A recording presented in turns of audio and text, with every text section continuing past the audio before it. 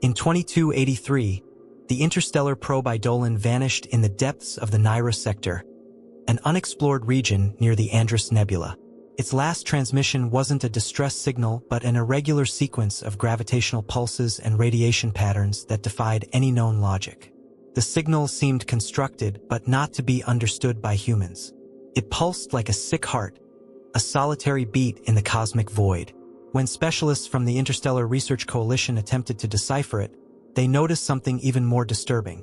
The pattern subtly changed with each attempt, as if it was responding to the analyses. Space, usually indifferent, seemed to be listening.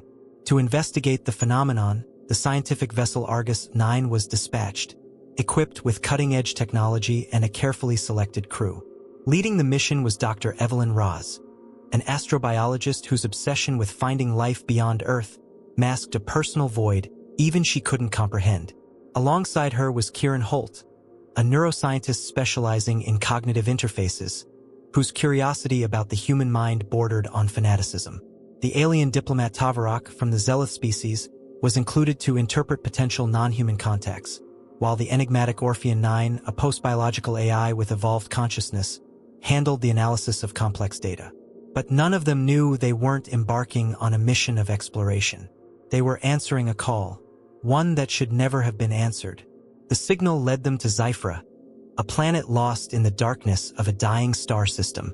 Seen from space, its surface appeared inert, but a network of black crystalline structures stood out, arranged in patterns that defied any geological explanation.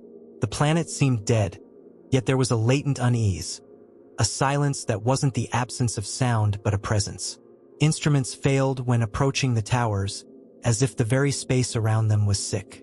The team descended, stepping onto soil that didn't echo their footsteps. Evelyn described the sensation as walking on the memory of something that never existed. During the first expedition, Kieran was examining one of the crystal towers when he was struck by an invisible wave of energy. He collapsed, convulsing, as his eyes reflected a sky that didn't belong to that planet, constellations that existed on no known map. When he regained consciousness, something was different. His words were disjointed, mixing dead languages with sounds that seemed to resonate beyond human hearing. Orphean 9 tried to decode the pattern, but there was no logic, only an echo of thoughts intertwined with something greater. Kieran was no longer alone in his mind. Whatever was on Zyphra was now inside him. In the days that followed, Kieran began to exhibit subtle but undeniable changes. He displayed knowledge about Zyphra that he couldn't have acquired, describing underground formations undetected by Argus 9 sensors and predicting environmental fluctuations before they occurred. The most disturbing part was how he spoke. He no longer used the first person. He referred to himself as we. Evelyn believed he was suffering from a form of psychosis induced by neural trauma, but Tavarak had another theory, and it was far more terrifying. What if the planet wasn't just communicating? What if it was assimilating? Kieran's behavior grew increasingly unsettling. He spent hours in silence, staring at the walls of Argus 9, his eyes fixed on non-existent points, as if observing something beyond visible reality. His words, when they emerged, were fragments of unknown languages, mixed with patterns of harmonic sounds that didn't seem intended for human communication. Orphean 9 attempted to translate them using advanced linguistic algorithms but failed repeatedly. It wasn't a language in the traditional sense. It was a pattern of mental resonance, a form of communication that transcended the conventional meaning of words. The most disturbing part was that, at times, even without understanding what he was saying, Evelyn felt she understood. A comprehension that didn't come from the mind, but from somewhere deeper. Determined to save Kieran, or at least understand what was happening, Evelyn proposed a risky experiment, using Argus 9's neural interface device to establish a direct connection with his mind. The procedure was illegal under coalition protocols, but the crew was far beyond the jurisdiction of any law. During the connection, Evelyn was submerged in a sea of impossible images and sensations. She saw crystal cities rising beneath alien skies, heard voices that belonged to no living beings, and felt a presence observing her in return, indifferent, yet curious. There was no clear message, only an overwhelming feeling of loss, as if the universe itself was in mourning.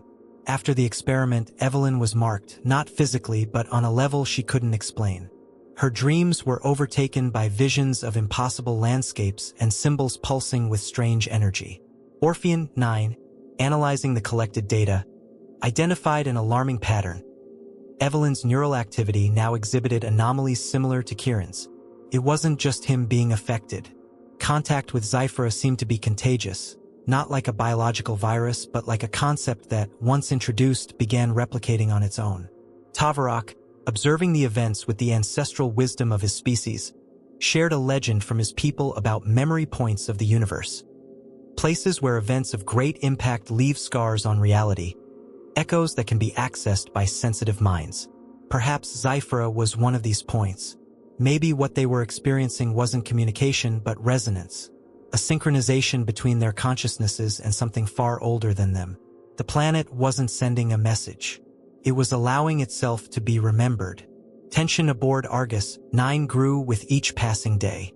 Evelyn began to question whether her decisions were still her own or if they were being influenced by something external. Orpheon 9, unable to process the nature of the threat purely logically, suggested isolating Kieran. But Evelyn resisted. She believed he was still there, trapped somewhere within that fragmented mind, fighting to maintain his identity. The conflict between reason and empathy divided the crew, while Kieran watched silently, a faint smile on his face, one that seemed both human and something entirely alien to humanity. In an attempt to find more answers, they decided to explore one of the crystal towers they had previously identified. The structures emitted an energy pattern now clearly synchronized with Kieran's neural fluctuations, and, alarmingly, with Evelyn's as well. As they approached, they noticed inscriptions, not carved, but imprinted within the very crystalline structure, as if they were solidified memories. Orpheon 9 managed to decipher a single phrase, repeated in fractal loops. "We have not been forgotten." The words weren't just a message. They were a reminder. SCI-FI wasn't a dead planet. It was a cemetery of consciousnesses, and perhaps a prison. Back on Argus 9, the dilemma was clear. Continue investigating, risking more than just their minds, or stop everything and try to escape while they still could. Evelyn couldn't make a decision, because deep down, she knew the choice had already been made the moment they heard the first signal. They weren't exploring SCI-FI. They were being explored. And that night, as the ship floated silently in orbit, Kieran opened his eyes, looked directly at Evelyn, and whispered, "You can't leave behind what's already inside you." Kieran was no longer the man who had boarded the Argus 9. His eyes no longer carried the spark of human curiosity but reflected a serene emptiness, as if contemplating something beyond comprehension. He didn't speak to the crew, but his presence filled every space, a constant reminder that the unknown was among them, and perhaps within them. Evelyn observed the changes with a mix of fascination and fear. Though she fought to maintain control of the situation, she knew her own memories were fragmenting. Small temporal lapses, thoughts she didn't recognize as her own, and a growing sense that her mind was no longer a private space. Orpheon 9, programmed to operate with unwavering logic, began to exhibit malfunctions. Its processing cycles were interrupted by data patterns it couldn't identify, like intrusive thoughts, codes that made no sense but repeated incessantly, whispering concepts about existence, time, and consciousness. This should never have been possible for an AI. Tavarak, whose connection to cosmic patterns was part of his species' biology, felt out of sync with the universe itself. For him, space had always been a constant, but now it felt like he was floating in a parallel reality where time was an echo, not a line. Evelyn resisted the idea that they were being altered. Maybe it was just stress, side effects of prolonged exposure to the alien environment. However, the truth was impossible to ignore. SCI-FI wasn't just observing. It was reprogramming, not through brute force or conscious control, but through simple exposure, a subtle influence, like a contagious idea that, once introduced, couldn't be undone. The planet wasn't invading their minds. It was allowing them to unfold until nothing familiar remained. In the hope of finding a way to reverse the process, Evelyn proposed one final experiment. A triple neural synchronization between herself, Tavarak, and Orphean 9, using Kieran's mind as an anchor. The idea was to create a shared consciousness network to trace the origin point of the anomaly. The process violated every known ethical boundary, but there was no room left for morality. During the connection, their minds collided with an incomprehensible vastness. They didn't find a singular entity, but a network of interconnected consciousnesses, fragments of identities that both existed and didn't exist at the same time. It wasn't a being. It was a living memory, pulsing through time and space. The impact of the experience was devastating. Evelyn awoke with blood trickling from her nose, her vision blurry, and her heart racing. Tavarak was unconscious, his body trembling with irregular spasms. Orphean 9 suffered a critical failure, its self-repair systems caught in an endless reboot cycle. But the worst was Kieran. He simply disappeared. Not physically, his body was still there, breathing but empty. His eyes, once a reflection of human consciousness, were now just dark windows with nothing behind them. They had lost Kieran, perhaps forever. In the following days, Evelyn realized the process continued even without the experiment. Her oldest memories began to fade, replaced by fragments of lives that weren't hers. She remembered being born under an alien sky, walking through cities that never existed. Tavarak, when he finally regained consciousness, spoke of a place where time wasn't a line but an infinite spiral. Orphean 9, in one of its brief windows of functionality, reached an obvious conclusion. They were becoming part of SCI-FI. Not through forced assimilation, but because their minds couldn't resist the simple act of understanding. The final dilemma was inevitable. Evelyn could try to flee, return to Earth, but she would carry with her whatever was growing inside. Or she could accept the process, let the dissolution of her identity be complete, becoming part of what they called SCI-FI. But before she could decide, Kieran, or what was left of him, looked directly at her and, for the first time in days, spoke. "You don't have to choose. You're already part of us." What remained of the Argus 9 crew was fragmented, not just physically and emotionally, but on a level that defied the very laws of existence. Evelyn no longer knew where her memories ended and SCI-FI's began. Tavarak, consumed by visions of ancient worlds and overlapping realities, proposed a desperate solution. A forbidden ritual among the Zealoth, known as the resonance of eternal memory. This ancestral ritual allowed for the temporary fusion of consciousnesses, not only between living beings but with anything that held a trace of memory. The goal was simple and dangerous: to find SCI-FI's original consciousness and perhaps negotiate with it. The preparation for the ritual took place within one of the crystalline towers, which now pulsed with a faint glow, as if the planet itself was aware of what they were about to do. Evelyn felt fear growing, not of death, but of what might happen if she survived. The ritual required the complete surrender of identity, a leap into the abyss of one's own mind. Orphean 9, even battling critical system failures, insisted on participating. "If we are defined by our memories," it said, "then perhaps what you call a soul is just a code waiting to be read." The start of the resonance was like falling into a bottomless void. The consciousnesses of Evelyn, Tavarak, and Orphean 9 merged, their identities dissolving into a sea of memories that belonged to none of them. They witnessed the birth of stars and the collapse of civilizations. They experienced lives they had never lived, loved people they had never met, and died countless times in bodies that weren't their own. At the center of this chaos existed a silent core, a presence that wasn't a singular entity, but an echo of billions of voices, all whispering the same word in forgotten languages. Remember. Through this core, they understood the truth about SCI-FI. The planet wasn't just a celestial body. It was an organic archive, a collective consciousness formed by a civilization that sought to transcend mortality by fusing their minds with the very fabric of reality. The process was a technical success but an existential disaster. In merging, they lost their sense of self, becoming a network of fragmented thoughts, unable to remember who they were. What remained was a primal instinct for survival, not biological but cognitive. They didn't want to live. They just didn't want to be forgotten. The impact of this revelation nearly shattered Evelyn's sanity. Her mind struggled to stay cohesive, clinging to fragments of personal memory like anchors in a stormy sea. Tavarak, on the other hand, seemed to find a strange peace. For his species, individuality had always been an illusion. Perhaps, for him, this fusion was a return to a natural state. Orpheon 9, however, suffered the greatest collapse.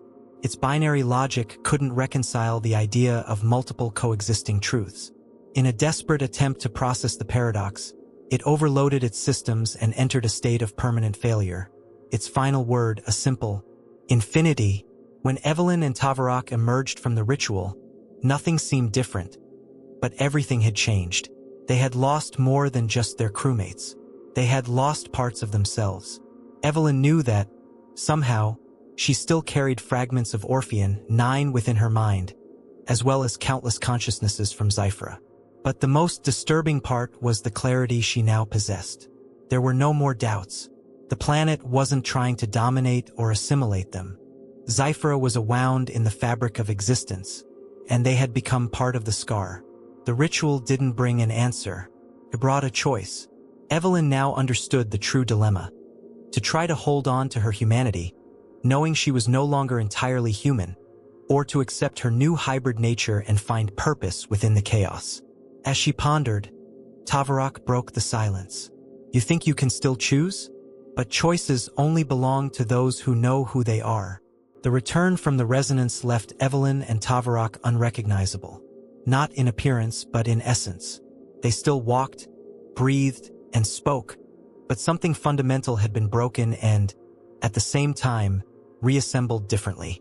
Evelyn felt as if she existed in layers, fragments of memories intertwined with thoughts that weren't hers. Echoes of lives she had never lived. Tavarak, in contrast, seemed to have embraced the transformation with unsettling serenity, his eyes reflecting an understanding that Evelyn couldn't, or didn't want to, reach. What remained of them now wasn't a matter of biology or mind, but of identity. Back on Argus 9, the situation worsened. The planet seemed to have awakened.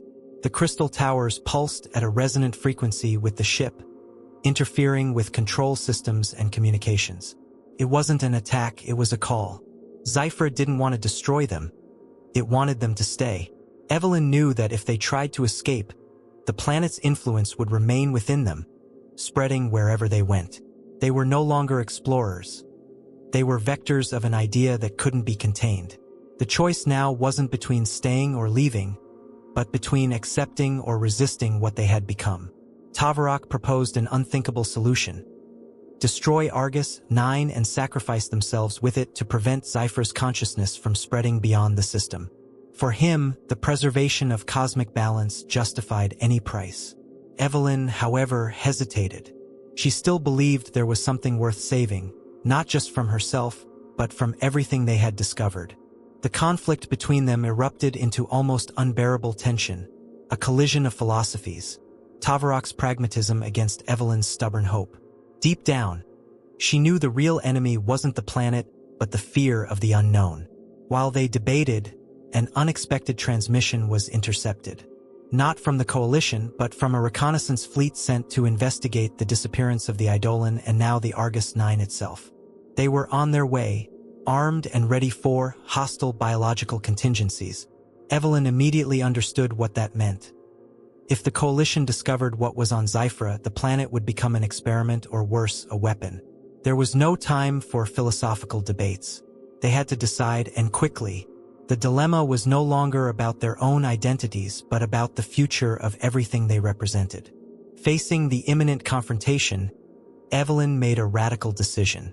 Using her connection with SCI-FI, she activated one of the crystal towers, creating a pulse of energy that spread through space, temporarily disabling the coalition fleet. It wasn't an attack. It was a message. She had chosen neither destruction nor escape, but to exist in a new form. In a final gesture, Tavarak looked at her with a mix of respect and sadness before embarking on a suicide mission, sabotaging the coalition fleet to buy time. His decision was a final act of resistance, a sacrifice to preserve something he believed was greater than himself. Evelyn remained now alone, both human and something beyond that. She realized that the true choice had never been between acceptance or resistance. The true choice was what to do with what she had become. She wasn't a virus, a weapon, or an experiment. She was a legacy, a fragment of living memory, carrying within her the echo of a lost civilization and, perhaps, the seed of something new. With one last glance at the planet below, she murmured to herself, or to all the voices within her, "We remember." The silence that followed Tavarak's sacrifice was not the same as before. It wasn't the emptiness of space, but a silence filled with echoes, memories, and presences that Evelyn carried within her. Alone on the Argus 9, orbiting the planet that had redefined her existence, she realized she was no longer an observer. She was part of SCI-FI now, or perhaps SCI-FI was part of her. There was no clear dividing line between what was human and what was the legacy of a forgotten civilization. Her personal memories were intertwined with fragments of lives she had never lived, voices whispering stories from eras long erased by time. Evelyn knew she couldn't return to the coalition, not because she was a threat, but because she couldn't explain what she had become. She was a walking paradox, a singularity of consciousnesses, a human being who contained within herself the essence of a planet. Her very existence was an anomaly. Still, she needed to leave something behind, a record of what had happened, not as a warning, but as a seed. She recorded an encrypted message, not meant to be easily found, but to be discovered by those willing to look beyond the obvious. Infinity is not out there, it's within. Years passed. Reports began to surface from distant colonies of people sharing inexplicable dreams. Visions of black crystal towers, starry skies marked by unknown constellations, and an overwhelming feeling of being watched by something formless. Coalition scientists tried to find an explanation, calling it a collective cognitive anomaly, but it wasn't an isolated phenomenon. It was a pattern. And in all these reports, one name surfaced with unsettling frequency: SCI-FI. The planet, though distant, had spread not physically, but through the minds of those who, directly or indirectly, had been touched by its echo. What Evelyn had done, or perhaps what SCI-FI had done through her, wasn't an invasion. It was an expansion.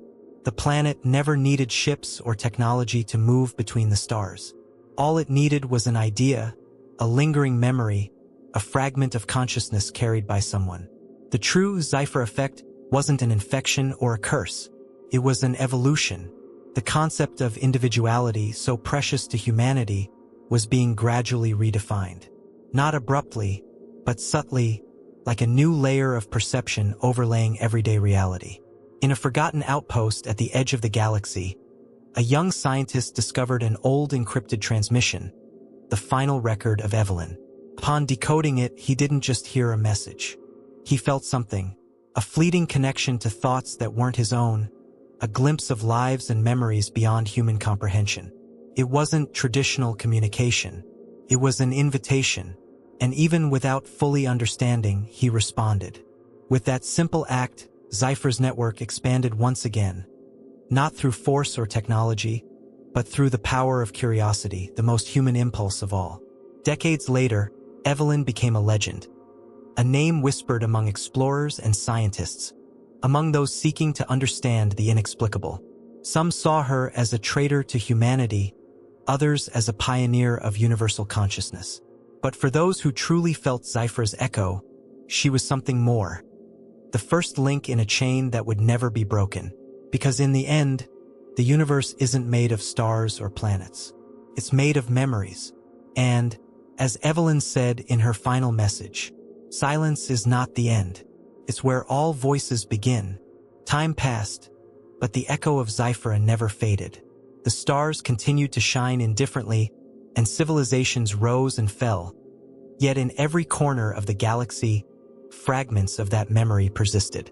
Evelyn Raz became more than a name lost in stellar records. She became a subtle presence, an invisible thread connecting minds separated by inconceivable distances. Her face wasn't carved into statues, nor was her story written in books. But in dreams, fleeting thoughts, and moments of absolute silence, she was there, or what was left of her, scattered like cosmic dust in the minds of those who dared to listen. In a remote colony, a child awoke from a strange dream. She had never heard of SCI-FI, but in her mind echoed a vision. A black crystal tower rising against a purple sky, and a feeling of belonging to something far greater than she could understand. She drew what she saw, with simple strokes yet imbued with alien beauty. When asked what it was, she answered without hesitation. A place that remembers me. Even though I've never been there, that simple act was more than a memory. It was a seed planted, a connection strengthened. The effect continued. The Interstellar Coalition tried to erase traces of what had happened on SCI-FI, labeling the events as inexplicable anomalies, wiping data, destroying records. But ideas cannot be erased so easily. The fear of losing control led to desperate attempts to silence something that never screamed, to contain a concept that never asked to be contained. The paradox was cruel. The more they tried to forget, the deeper the memory rooted itself. Because the true power of SCI-FI wasn't in technology or biology. It was in something the universe has never been able to ignore, the simple act of remembering. Light years away, in a lonely point of space, a new probe drifted through the void, carrying messages from humanity to potential alien intelligences. Among records of languages and music, there was a faint signal, almost imperceptible, buried in a code no one remembered writing. It was just a whisper, a sequence of patterns that seemed random but, to anyone who could feel, carried meaning. We remember. It wasn't a cry for help, nor a warning. It was an affirmation. Because forgetting is a choice, but a memory is eternal. In the end, Evelyn was never a heroine or a villain. She was a bridge, a witness to something the universe tried to bury beneath the vastness of space and the flow of time. Her existence proved that we don't need immortality to live forever. Sometimes, all it takes is a persistent thought, a memory that refuses to fade. And so, even in an indifferent universe, there is something that remains. A soft echo pulsing between stars and minds, a reminder that silence is never the end. It's the beginning of a new voice,